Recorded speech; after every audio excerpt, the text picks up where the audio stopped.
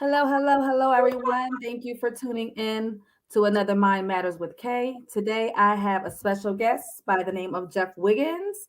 Hello, Jeff. How are you today? Hi, Kay. I'm doing great. Thank you. I'm so excited to be here with you today. Likewise, I'm excited as well.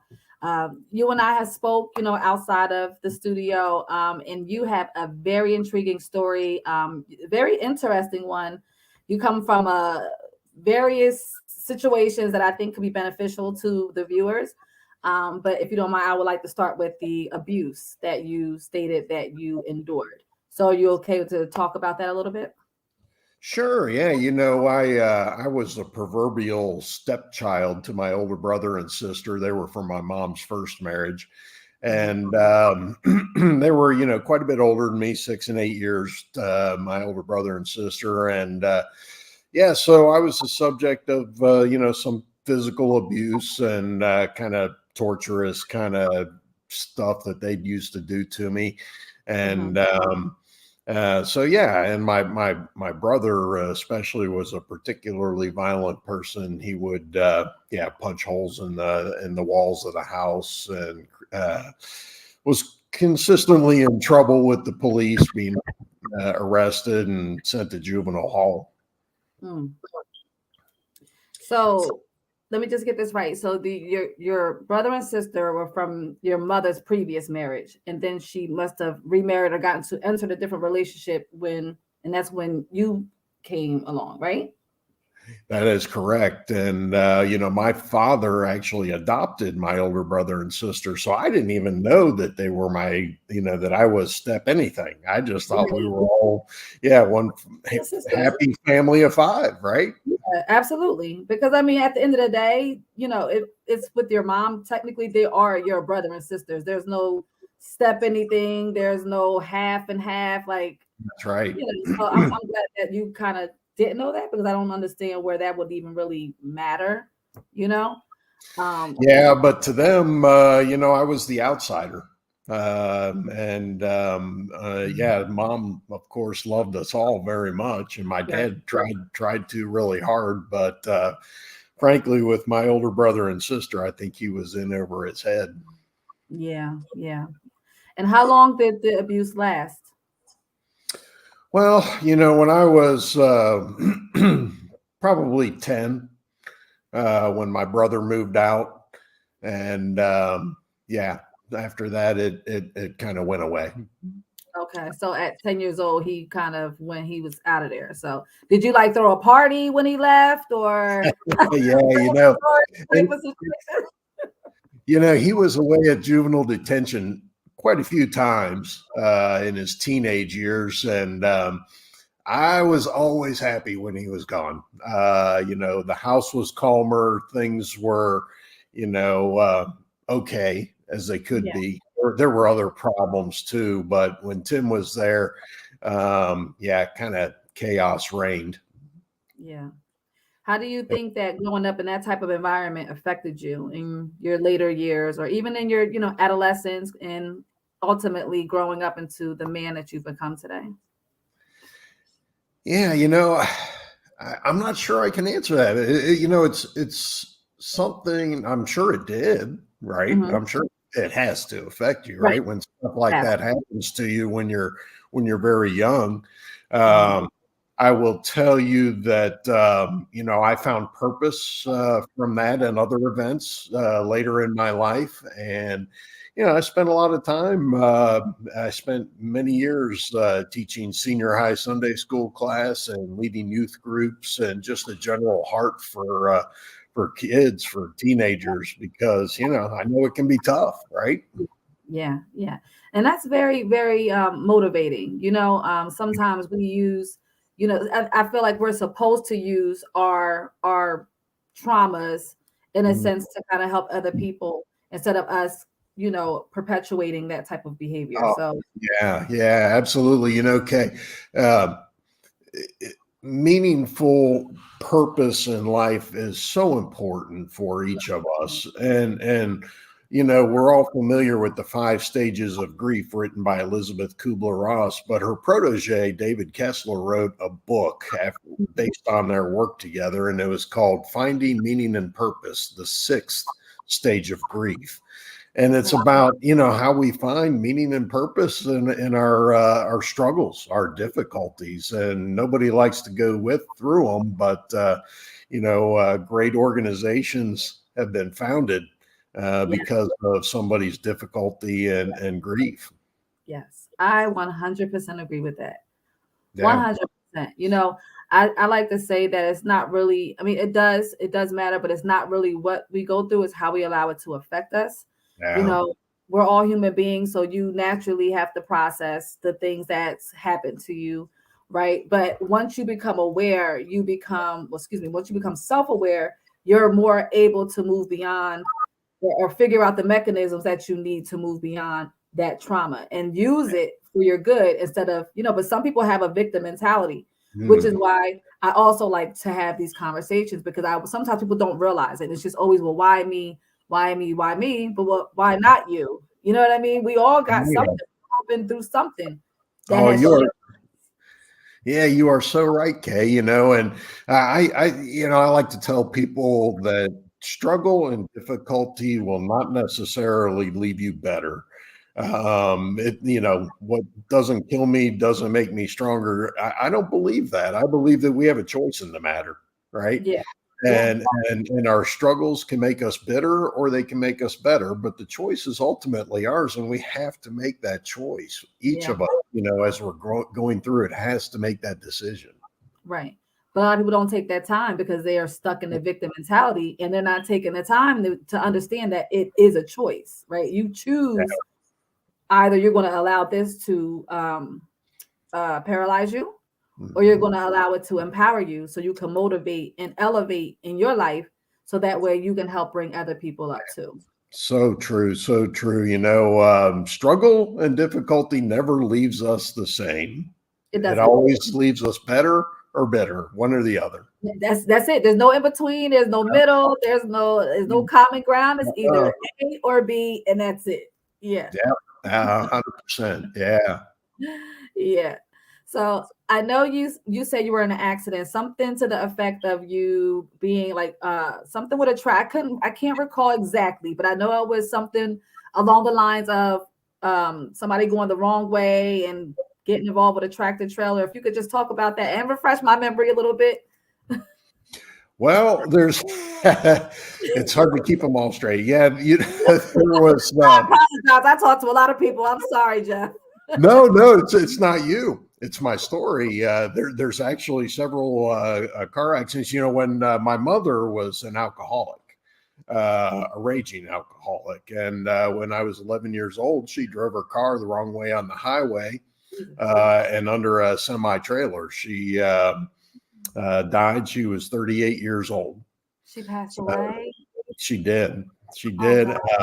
I was 11 when I was 14 years old. My brother, Tim, died when he ran under a semi trailer when he was drunk. Oh my God. So by the age of 14, I had lost, my mother and my brother. And, Jesus. it's very important. You talk about, some people can let difficulties and struggles just tie them down.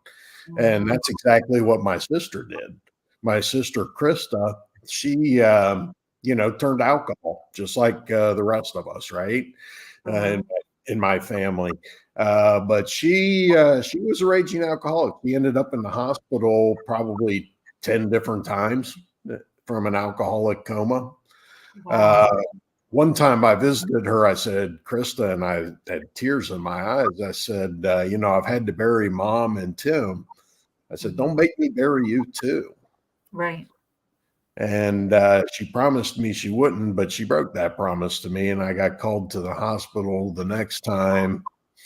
And there was nothing they could do for her. So Oh, it was upon them make the decision to remove life support. And I was alone with her 3 days later when she died. that is just terrible. Like, God, I'm sorry. Like that is I couldn't imagine three, close deaths like that. I Yeah. just I can't fathom that. You know. Yeah, that's this is not a life that any of us chooses, right? This is When true. we sit down and Very plan out our lives, this is not the stuff that we write down. yeah. But it happens, and I can't say that I'm entirely, not thankful for it. I, in many ways, am thankful for the difficulties and the struggles that I've been through. Mhm. I think that struggle and difficulty is life's greatest teacher if we're Mhm. listening, right? Yes, that's a good one. Uh, and people, I'm afraid people might find it strange for me to say that I'm thankful for my difficulties, but in many ways I am. Mm. Listen, I share those sentiments. I'm grateful for my difficulties as well, because had I not going through those, it wouldn't have created the woman that I am today. So I 100% agree with you on that. Now going through it, you don't be thinking that you're grateful for it. You're like, oh my God, crazy. Heck Like, no, no. Well, yeah, man, I was mad at God. I was mad at yeah. my life. I was, well, after my sister passed away, Mhm. probably about 4 months after my sister passed away, I was golfing with a friend of mine, Mhm. and Father Chris loved to golf, and he said that he told fellow priests, he said, I want to die in a sand trap. And so we both loved golf and bourbon and Yeah. and God, and we'd golf and we'd have a great time. We were two peas in a pod. Well, after golf one day, the biggest storm of all hit my life when he and I went for a ride in my car. I lost control, and we ended up down an embankment and upside down in a sand trap Hmm. where Chris died. And that rocked my world more than anything else.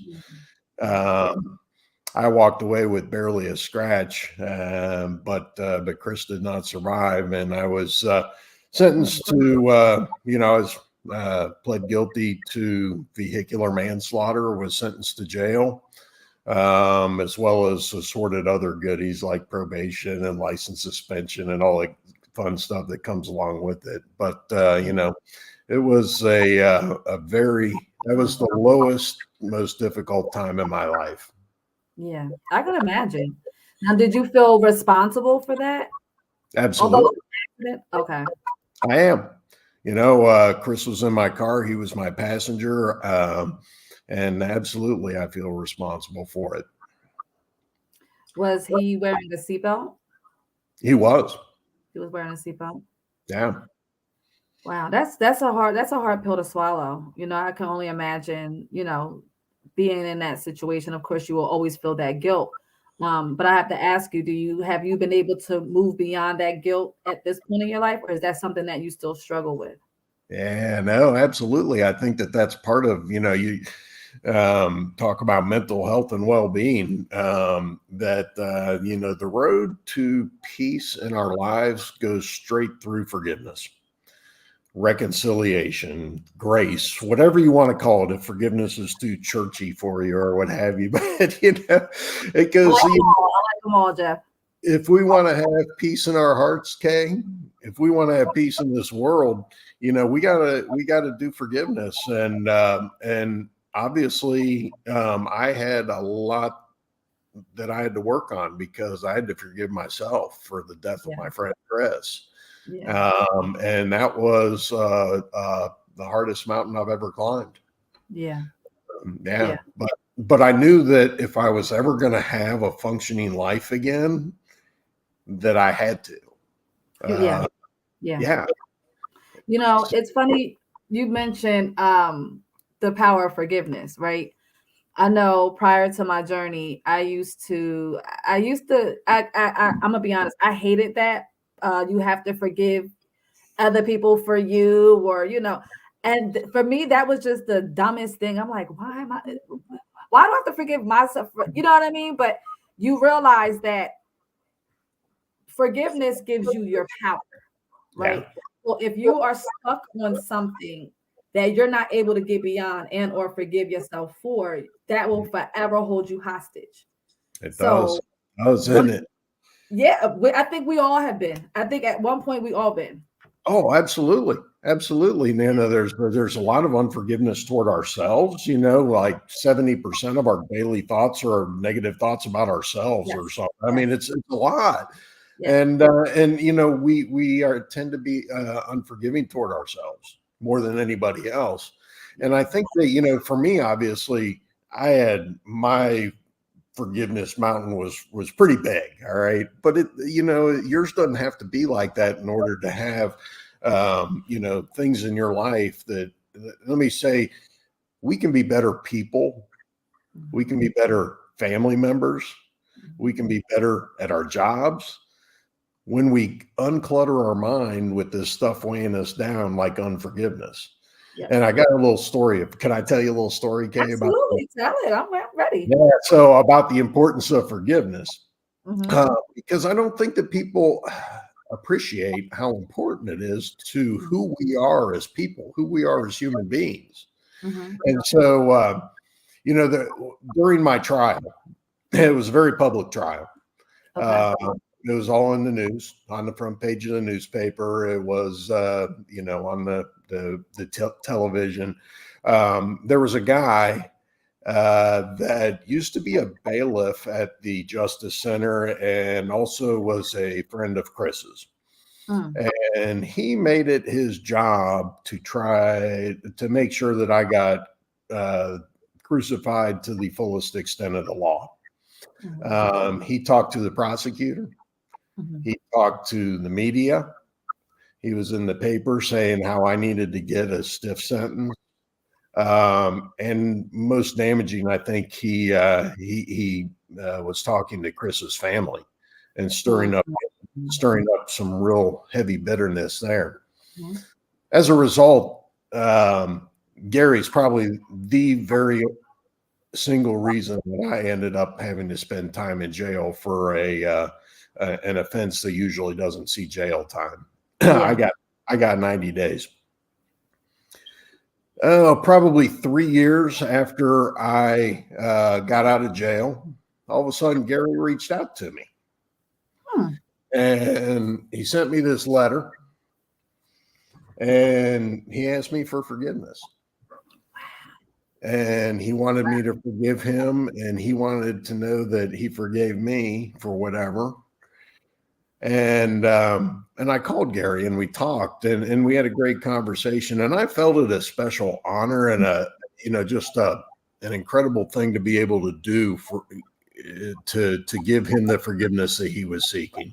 Now, what I didn't realize though is that Gary was dying. And he was trying to make things right, I guess. Makes sense. So, how oftentimes do we hear this story, Kay, when people know that their end is near and they seek out reconciliation? Right. They seek forgiveness. It's so important for who we are as human beings. Yes.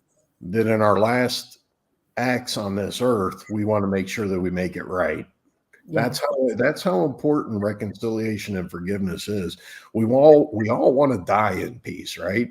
Absolutely. And you want your spirit to go in a peaceful place. Absolutely. We all want to die in peace. Yeah, absolutely. But I want to live in peace. I want to practice. What? I want to practice forgiveness radically every day. I say, I forgive whatever. I say it 100 times a day. The guy that cut me off in traffic, the person who was rude to me, whatever it is, I'm just like a forgiving machine. And it leads to peace in my life that I cannot explain, and I am so thankful for. Yeah.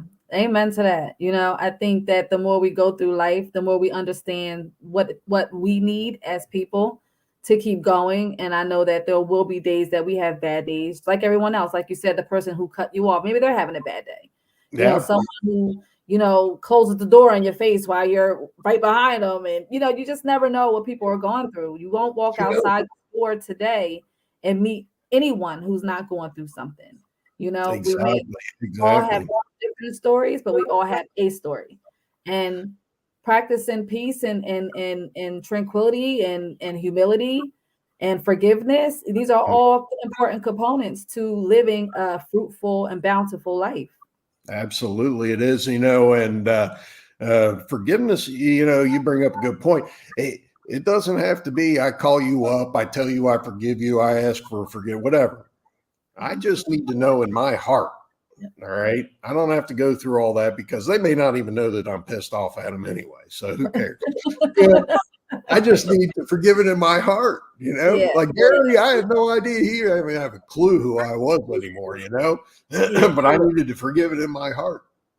Absolutely. And for me, like if I know that I've done something that may have been offensive to someone, like I've been in a state of I'm going to apologize. I need my conscience clear. Yeah. I want to be 100% transparent. I want, and God's using me for a lot of different, a lot of different things, a lot of different assignments, and Yeah. to reach people and to help people.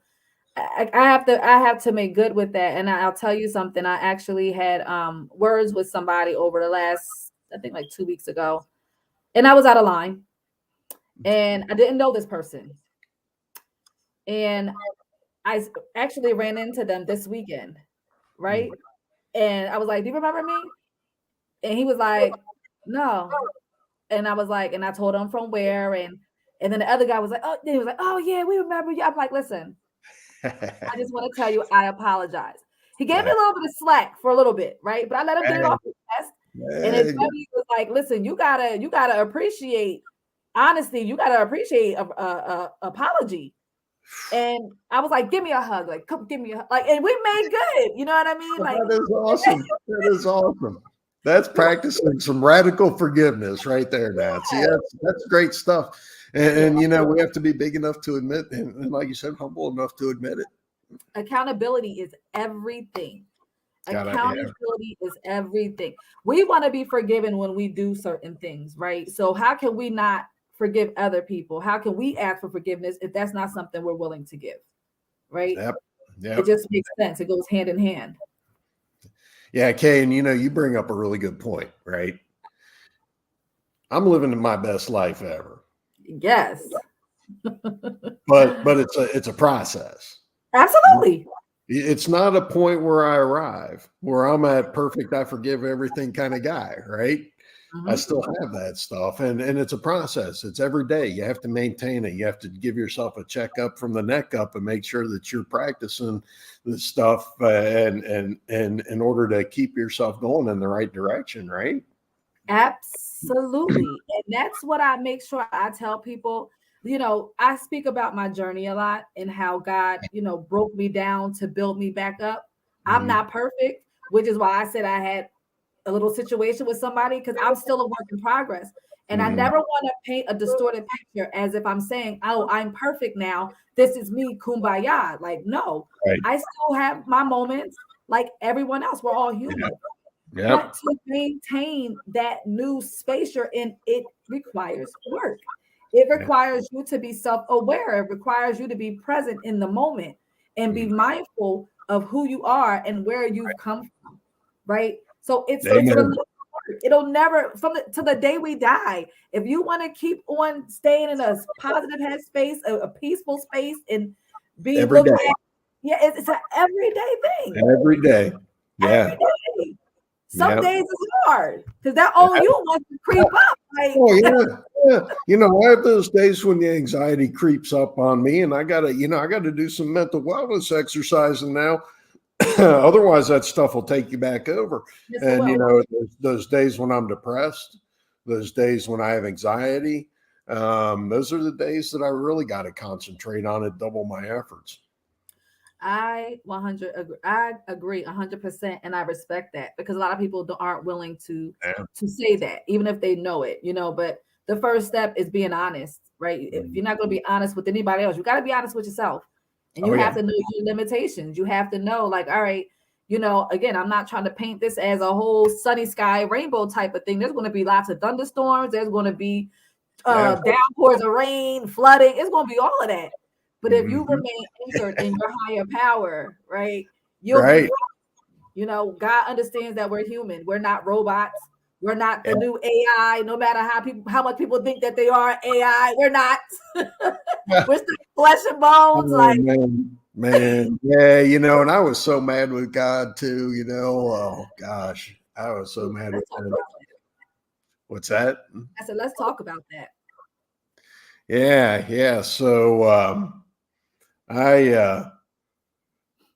I didn't turn away from God, but I was extremely angry with him. I spent my life trying to serve him. Mm-hmm. How could you let this happen? Mm-hmm. I've tried my best, like it was some tit for tat, right? Like, you get this much and you get, now it's, Yeah. and just because I've had what I had doesn't mean I'm going through what I'm going through. I don't know, but I was mad at him, and I think that's okay. I think it's okay to be mad at God, and but I told him, no, God, you got the wrong guy. I am too broken. I cannot serve you. I'm like Humpty Dumpty. These pieces will never be put back together again. And did he not put you back together? He did. He did. Can I read you something? Do you mind if I do a Bible verse? Listen, yeah, absolutely. So you'll find this interesting because it's. I was reading. This is my my jail Bible. The Message. Yes, the Message is a little bit different translation.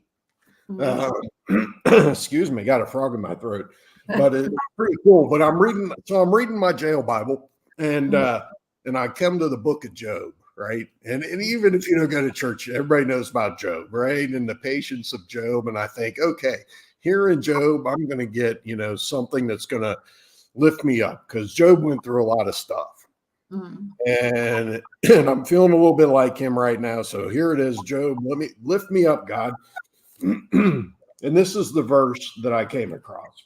Okay. All right. This was December the 9th, 2017, my 40th day in jail. Or no, not quite my 40th day in jail. It said, why does God bother giving light to the miserable?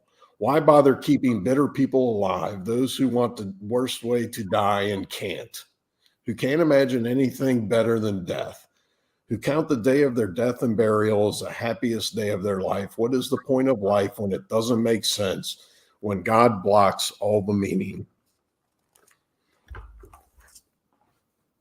You can come back from that. I'm nothing special, okay? Yes, you are. But I want everyone out there to know that you can come back from that. Yes. And you just gotta take it one step at a time. And sometimes the steps are hard. Yeah, they are. I was taking one breath at a time. Yeah. Laying on the floor having a panic attack and PTSD, and you can come back from this. Yeah. We were made to overcome life's greatest difficulties. And people need to hear that, because sometimes it doesn't feel like we can. Right. It's, no, God, I can't do this. Maybe those guys in the Bible could do this, but I can't do this. Yeah. But it's because not. it feels like you can't. And you're right. It is not true. That's the end of this, the trick of the enemy playing with your mind to make you think that you can't do it. But God always has ways of showing you that you can do it if you put your mind to it, if you trust him, and if you do the work. Right? Yeah. It's not enough to just pray and don't do any work. It's not enough to just do work and don't pray. They go hand in hand. Yeah. But for something, I want to go back to something you said. You said that you're not special. You are. All of God's children are special. So don't discount yourself. I mean, from my fellow man, I am nothing better. Yes, you are. Accept it, Jeff. We are our own worst critics. You are here for a reason. Because if you weren't, I believe that. Right? Because if you weren't, you could have died in that car crash along with Chris. Or something could have happened to you when you were younger with your brother, with the abuse, and you just never know. So you definitely are special. So just keep that in mind moving forward. Don't denounce yourself like that, because you are. Okay. Thank you, Kay. I appreciate that. No problem. So, And let me. Can I? There's oh there's yeah, there's an addendum to the story. All right, okay, because I said it was the 40th. That was December the 9th.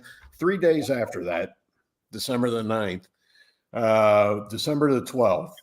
It was my 40th day in jail, and I'm on the phone. It's late at night with my wife, and call comes over the intercom and says, "Higgins, you've got a visitor."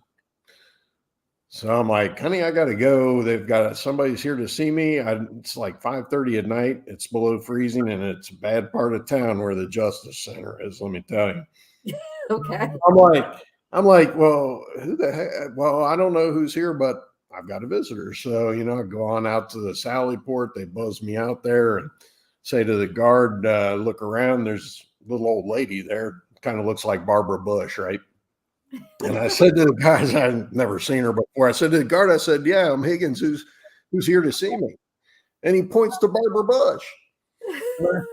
I said, "Ma'am, are you here to see me?" And she said, and she held up a piece of paper. She said, "I'm here to see Jeremy Higgins. I had it on my heart that I needed to come down here tonight and see and be with Jeremy Higgins."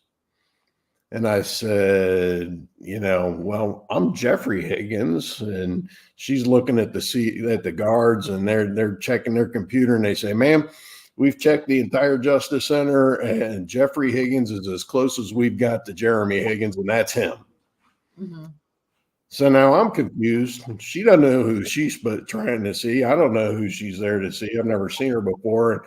And I said, "Ma'am, who are you and why are you here?" She said, "My name's Sister Karen from the Franciscan convent, and Chris sent me.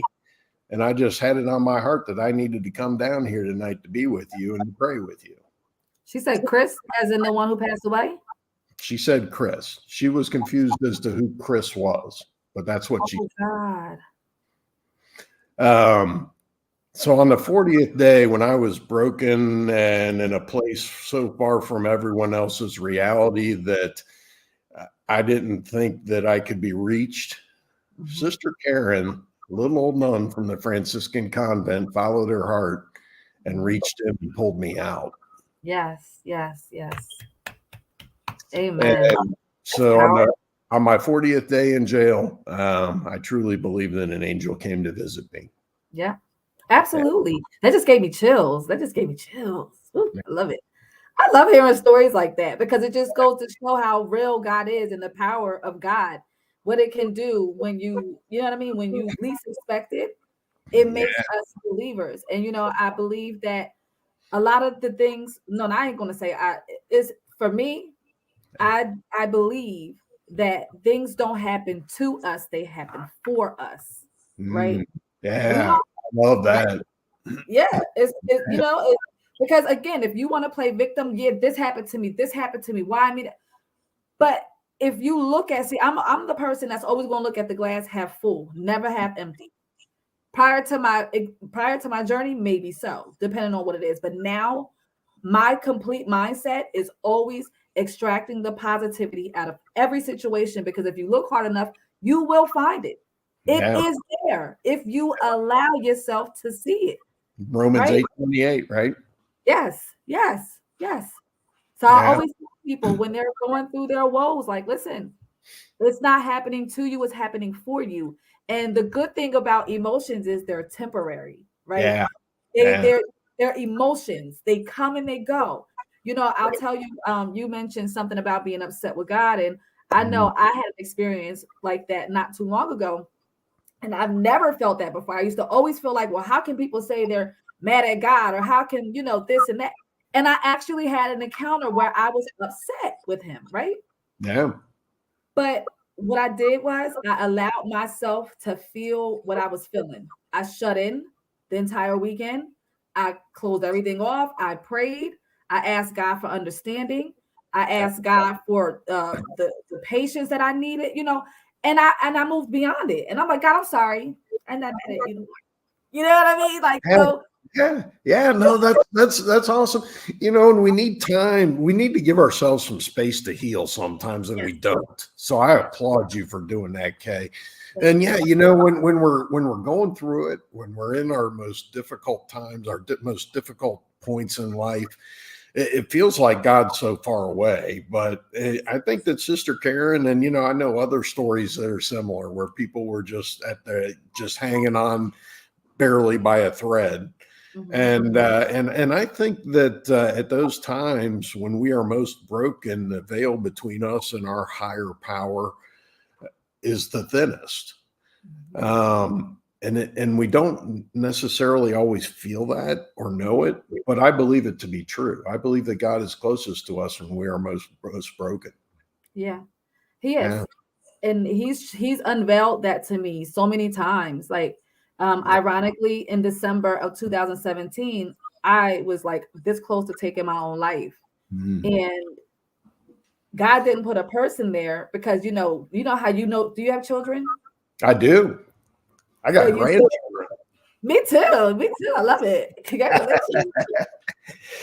But but with your children, you know how you know your children, right? Yeah, right. God knows his children. And he knows that no matter who he would have sent to me in that dark moment, I wouldn't have listened. Yeah. So God came to me and spoke to me. One thing people don't realize is when you going through a lot, you can't escape your brain because your brain is with you 24/7. You cannot rid it, right? You have to learn how to quiet down the noise and all of the voices that's telling you that you can't do this and that you need to do that. And Mhm. you know, but in that moment, I literally snapped. Like I snapped. And that's why I also speak about suicide, because people have this misconception about it. They think people just, plan it out, and they just sometimes it doesn't happen like that. It happens Mhm. in that moment when you're so heavy and overwhelmed and don't see hope, and you feel it's the trick of the enemy. But God came to me. I can every time I tell this story, I can Mhm. still hear God. I can still hear God tell me. He gave me direction. Everything for me happens in threes. He told me to go get a hotel room, I was in a house. I just had my son. He was 3 months old at the time. I had two older boys who were 16 and 14 at the time, I believe.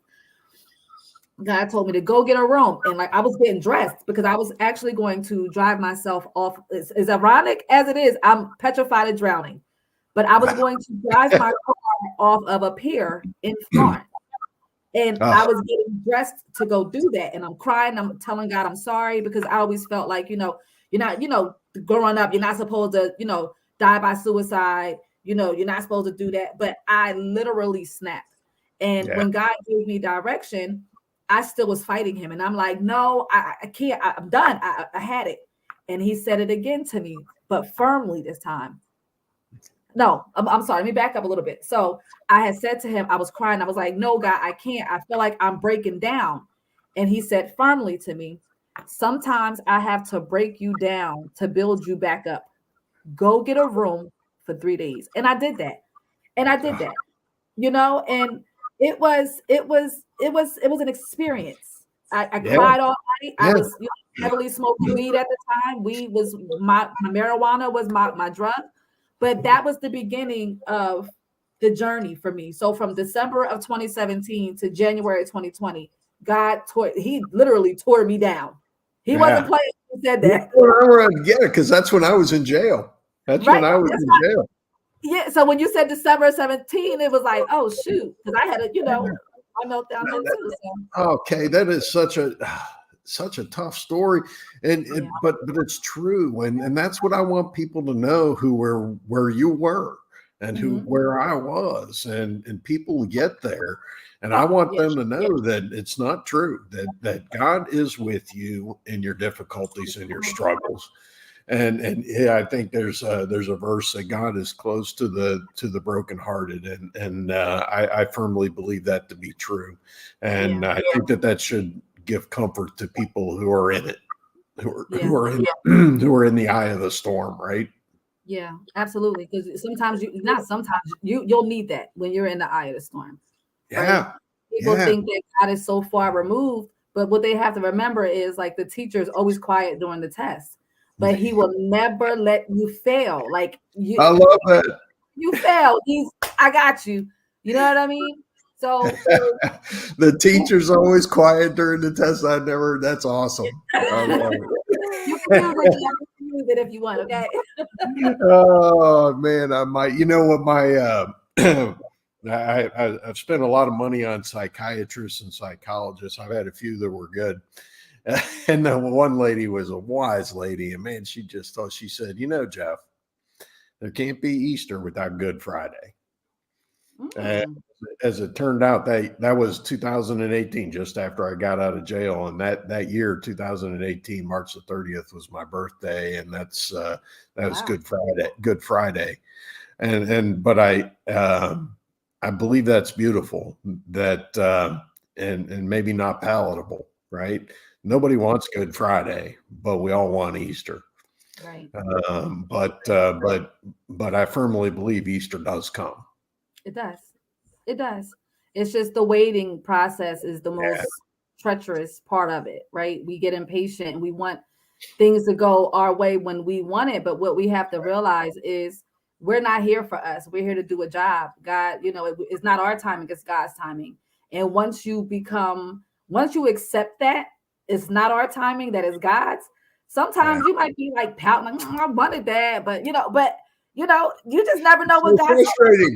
Yeah, it is frustrating. That's frustrating. It's like, come on, God, get on my time frame, would you? What's happening right now? But you just never know, because sometimes when we want stuff, it's not the right time, and we don't know what God is saving us from. That's right. I allow God to go ahead and be great. I may ask for something, but I know that whatever I'm asking for, it's going to happen, but in His time, and I'm okay with that. In the meantime, I'm going to keep working and keep doing what I need to do. I'm going to keep having these conversations so I can help build other people up and empower other people. Right. And also fellowship with people like yourself who has also had their own journeys and are willing to talk about it in an effort to build other people up, because that's what this is all about. It's building. It is. Yeah. And I'm finding meaning and purpose. I'm a successful businessman. I have a multi-million-dollar company. I'm very successful at that. Nice. And I love it. But nice. I want to do this, and so I have people that run that, and I'm very blessed. Very blessed. I've had a lot of difficulties in my life, but I've also had a lot of blessings. Right. And but this is what I want to do, is go out there and talk to people who are having difficulties, because that's more important than my business. Yeah. It's about having a purpose, but there is purpose in my business. But right. I know exactly what you mean. Exactly what you mean. Your business is here for you to provide while you're on earth. Exactly. But you're trying to walk in your purpose of what God designed you and designated you to be. I 100% get that. Yeah, absolutely. Purpose is so important in our lives. It is. Because if we're not living in our purpose, then what are we doing? We're just and people have a hard time finding their purpose. I think that they kind of throw their hands up sometimes. I don't know what my purpose is in life, and I'll just wait for it to come to me, or it'll reveal itself, or what have you. And they don't live a life of purpose. And I think that this is another one where I think people don't understand how really important purpose is to our basic human makeup. Absolutely. I tell this story about my friend. His name's John, and John used to be a cop. Okay. And as a cop, he was often on the scene of, when people were dying. Mm-hmm. And he said that he found it curious that in their last 30 seconds of life, people usually said the same two things. I wish I had more time, and did I make a difference? Purpose is so important that in their last moments of life, people want to know that they made a difference in this world. They want to know that they lived a life of purpose. And people have a hard time finding it. So I said, look for purpose in your struggles. Look for purpose in your difficulties. Kay found purpose in her difficulties, and Jeff finding purpose in his difficulties. And and also just build purpose into your everyday life. Yes. give you an example, and this is, you don't have to throw a party. I threw a Super Bowl party, right? Every year I'd have a Super Bowl party, have people come over.